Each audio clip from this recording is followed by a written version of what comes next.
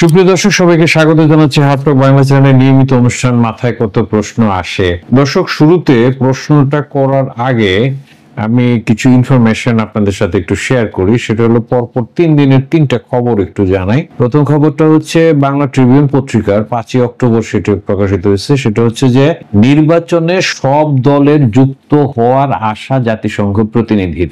এটা হচ্ছে যে জাতিসংঘের ঢাকায় যে আবাসিক সমন্বয়কারী আছেন গোয়েন লুইস, উনি রোববার 5 অক্টোবর রাজধানীর গুলশানে বিএনপি চেয়ারপারসনের রাজনৈতিক কার্যালয়ে সাংবাদিকদের সঙ্গে এই কথা বলেন। এর আগে তিনি বিএনপির নেতাদের সঙ্গে নির্বাচন, গণতন্ত্র, দেশের বিভিন্ন বিষয় নিয়ে আলোচনা করেছেন।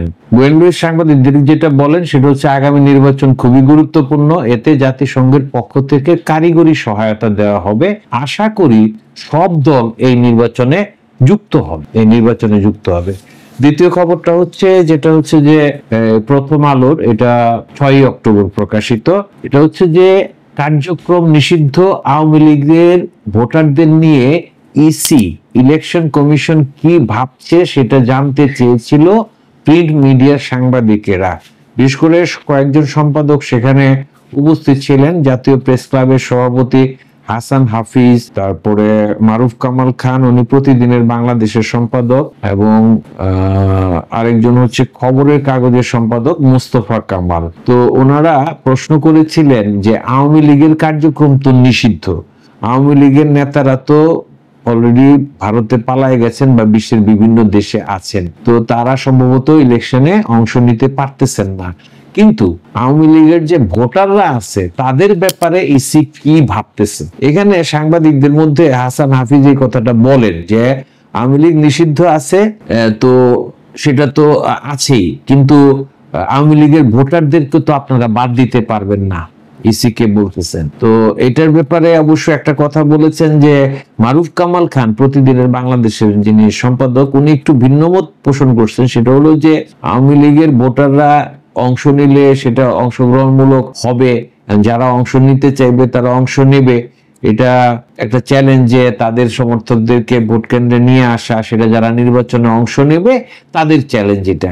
তো এটা এরকম ভাবে বলছেন। তবে মোস্তফা কামাল বলেছেন যে যদি আসলে এইভাবে মানে সমস্ত পক্ষকে যদি নির্বাচনের সাথে একীভূত করা না যায়, মানে অন্তর্ভুক্তিমূলক ইনক্লুসিভ নির্বাচন যদি না হয়, তাহলে সেটা দেশকে বিভাজনের দিকে নিয়ে যেতে পারে। মানে কথাটা সরল ভাবে বললে যেটা হয় সেটা হলো যে আওয়ামী লীগের আমলে তো আমরা দেখেছি যে প্রধান রাজনৈতিক দলগুলি নির্বাচনে অংশ নিচ্ছে না বা তাদেরকে নানাভাবে বিধিনিষেধের মধ্যে ফেলে দেওয়া হয়েছে। তো এটা একই বিষয় যদি এখনো ঘটতে থাকে, তাহলে তো যে বিভাজনটা আওয়ামী লীগের আমলে হয়েছিল সেটাই তো চলতে থাকবে। ইন্টারেস্টিং বিষয় হলো যে সেখানে নির্বাচন কমিশনার ব্রিগেডিয়ার জেনারেল অবসরপ্রাপ্ত আবুল ফজল মোহাম্মদ সানাউল্লাহ ছিলেন।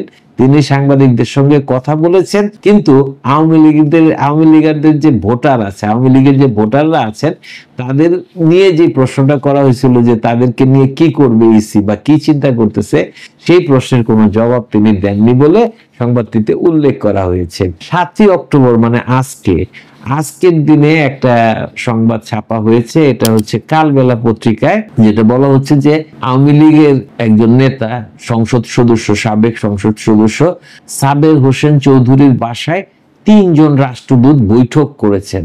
এরা কারা? এরা হচ্ছেন নরওয়ের রাষ্ট্রদূত হ্যাকন আরাল্ড গুলব্রান্সেন, সুইডেনের রাষ্ট্রদূত নিকোলাস লিনাস রাগনার উইক্স এবং ডেনমার্কের রাষ্ট্রদূত ক্রিশ্চিয়ান ব্রিক্স মলার। দর্শক, আপনাদের একটু স্মরণ করিয়ে দেই, অবশ্যই আপনাদেরও মনে আছে, এর আগে অনেক আগে 11ই মে, মানে এটা হচ্ছে অক্টোবর মাস, September, August, September, July, June, এর আগে মে, মানে বেশ 4-5 মাস আগে 11ই মে আওয়ামী লীগের এই সাবেক সংসদ সদস্য সাবের হোসেন চৌধুরীর সঙ্গে বৈঠক করেছিলেন ঢাকায় যুক্তরাষ্ট্রের ভারপ্রাপ্ত রাষ্ট্রদূত ট্রেসি অ্যান জ্যাকবসন। এই 3টা সংবাদ, এটা যেটা হয়েছে যে এই যে 3 জন রাষ্ট্রদূতের মানে অঞ্চলের নরওয়ে, সুইডেন এবং ডেনমার্ক, স্ক্যান্ডিনেভিয়ান দেশ, তো এই দেশগুলি কিন্তু শান্তিপূর্ণ দেশ বলে আমরা জানি, তবে তাদের গুরুত্ব আছে বিশ্ব প্রেক্ষাপটে। তো তাদের সাথে এই বৈঠকটা অবশ্যই গুরুত্ব বহন করে। তো এটা আসলে কি, এই যে বৈঠকটা হয়েছে এটা খুব গোপনীয়তার মধ্য দিয়ে হয়েছে। ঢাকার গুলশান 2-এ সাবের হোসেন চৌধুরীর নিজ বাসভবনে আগের দিন মানে গতকাল দুপুর 2:55 থেকে শুরু হয়ে বিকাল 5টা পর্যন্ত 2 ঘন্টা ধরে অত্যন্ত গোপনীয়তার সঙ্গে এই বৈঠকটা চলে। 3 রাষ্ট্রদূত সেখানে অংশ নেন। এই হচ্ছে সংবাদ। দর্শক, আপনাদের কাছে কি মনে হচ্ছে এই সংবাদগুলোর মাঝে যেটা বিষয় বারবার আলোচনায় আসতেছে, সেটা হলো যে এই আলোচনাটা উস্কে দিয়েছেন কিন্তু অন্তর্বর্তী সরকারের প্রধান ডক্টর মোহাম্মদ ইউনূস, প্রফেসর মোহাম্মদ ইউনূস। উনি জাতিসংঘের অধিবেশনে যোগ দিতে গিয়ে সেখানকার একজন ডিজিটাল মিডিয়ার সাংবাদিকের সঙ্গে সাক্ষাৎকারে উনি বলেছেন যে আওয়ামী লীগের ফিরে আসা নিয়ে উনি একটা মন্তব্য করেছেন যে তাদেরকে বাদ দেওয়ার যে বিষয়টা আছে সেটা আসলে এই সরকারের ছিল না, তাদেরকে নিষিদ্ধ করার বিষয় নিষিদ্ধ করা হয় নাই, তাদেরকে করা হয়েছে, মানে কার্যক্রমটা নিষিদ্ধ করা হয়েছে। তো ওনার কথার মধ্যে থেকে অনেকে যে ইঙ্গিতটা পেয়েছেন যে আওয়ামী লীগ ফিরে আসলে সম্ভবত এই সরকারের দিক থেকে আসলে কোন রকম অসুবিধা নাই, অন্তত সরকারের যিনি প্রধান তিনি এক ধরনের গ্রিন সিগন্যাল দিয়েছেন বলে অনেকে মনে করতেছেন। যদিও এটা নিয়ে কিছু ধোঁয়াশা আছে। এটা নিয়ে প্রধান উপদেষ্টার প্রেস উইং কিন্তু বলছে যে ওনার কথাটাকে একটু অন্যভাবে ব্যাখ্যা করা হয়েছে, মাঝে যেটা বিশ্লেষণটা ঠিক হয় না, উনি আসলে এই জিনিসটা বলতে চান নাই। তো ইনক্লুসিভ নির্বাচন জাতিসংঘও চায়, সাংবাদিকেরাও প্রশ্ন করতেছেন, আবার সাবের হোসেন চৌধুরীর সঙ্গে আলাপ আলোচনা হচ্ছে এই যে দূতাবাসগুলির, এইগুলির কিন্তু খুব গভীর একটা অর্থ আছে। আমরা সেই অর্থটাকে যদি এইভাবে ধরি যে এটা অনেক রকমের সমীকরণ কিন্তু এখানে আছে, সেটা হলো যে স্বয়ং শেখ হাসিনা ফিরে আসবেন কি না, এটা কিন্তু একটা প্রশ্ন, নাকি দেশের মধ্যে থাকা যাদের বিরুদ্ধে সেই ধরনের কোনো অভিযোগ নাই, যারা আওয়ামী লীগের যে গুম খুন রাহাজানি বিরুদ্ধ মতকে দমন এই যে বিষয়গুলি ছিল সেইগুলির সঙ্গে যুক্ত নয়, অর্থ পাচারের সঙ্গে যুক্ত নয়, মানে যেই অভিযোগগুলি আওয়ামী লীগের বিভিন্ন নেতাদের মন্ত্রীদের বিরুদ্ধে আছে এরকম এর বাইরে যে বিশাল একটা সমর্থক গোষ্ঠী আছে বা কিছু কিছু নেতার একটা ফেয়ার ইমেজ আছে, তাদেরকে নিয়ে আওয়ামী লীগকে নির্বাচনে অংশ নেবে, নাকি আওয়ামী লীগে মানে শেখ হাসিনাই প্রত্যাবর্তন করবেন, তার নেতৃত্বে আবার একটা এই সময়কালের ভিতরে এটা ঘটবে কিনা। তো এটা এই দুইটা সম্ভাবনা তৈরি হয়েছে। এটা নিয়ে আসলে যত বিরুদ্ধতাই করা হোক না কেন, যে যত কথাই বলুক না কেন, এটা একটা বাস্তবতা সত্যের খাতিরে স্বীকার করে নিতে হবে। সংবাদ মাধ্যমে সাংবাদিকেরাও এটা বলতেছেন বিভিন্ন সময়, ইউটিউবে কন্টেন্ট যারা তৈরি করেন দায়িত্বশীল পর্যায়ে, সেটা কিন্তু তারা এই কথাটা আসছে যে আওয়ামী লীগের এত যে লক্ষ লক্ষ সমর্থক রয়েছেন যারা নৌকায় ভোট দিয়ে অভ্যস্ত, এই এদেরকে কিভাবে ইনক্লুসিভ করা যায়, কারণ ভোট দেওয়া তো সবারই অধিকার, তারা যদি ভোটটা দিতে চান, এটা কিন্তু ভোট চাওয়াও কিন্তু সবার অধিকার। যদি অধিকারটা নিশ্চিত করতে হয় তাহলে কিন্তু আওয়ামী লীগ যদি অন্যায় করে থাকে, প্রশ্নটা তো এই জায়গায়, আমরা যেমন বলতেছি যে আওয়ামী লীগ এই অন্যায়গুলি করেছে, কিন্তু আমাদের কথাই তো চূড়ান্ত নয়। মানুষ কি মনে করতেছে, গণমানুষ কি মনে করতেছে, এই যে রাজনৈতিক দলগুলি প্রায় সময় বলে এটা জনগণ বলছে, জনগণের এটা চাহিদা, আসলে তো এটা একটা ব্যাপার হলো কি যে তারা জনগণের সাথে কাছে যাচ্ছে কিভাবে। এখন মৌলিক একটা প্রশ্নের জায়গা, সেটা হচ্ছে গণতান্ত্রিক অধিকারের কথা বলা হয় যে আওয়ামী লীগ গণতান্ত্রিক অধিকার হরণ করেছিল, ঠিক আছে, এখন এই যে পরিবর্তনটা আসছে তারা তো গণতান্ত্রিক অধিকারটা ফিরিয়ে দিতে চায়, তাই তো। এখন ডক্টর মোহাম্মদ ইউনূস কিন্তু বলতেছেন যে একটা অংশগ্রহণমূলক আনন্দ মুখর উৎসব মুখর পরিবেশে সবার অংশগ্রহণে নির্বাচনটা হবে। ওনার এই কথাটার মানেটা কি?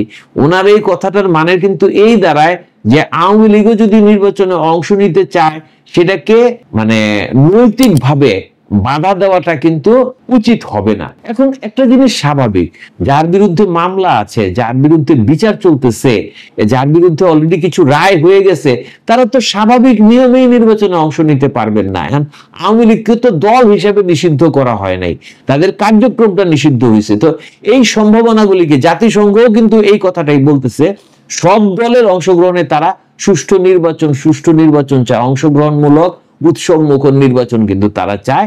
এটা কিন্তু তত্ত্বাবধায়ক সরকারের প্রধান উপদেষ্টাও বলতেছে।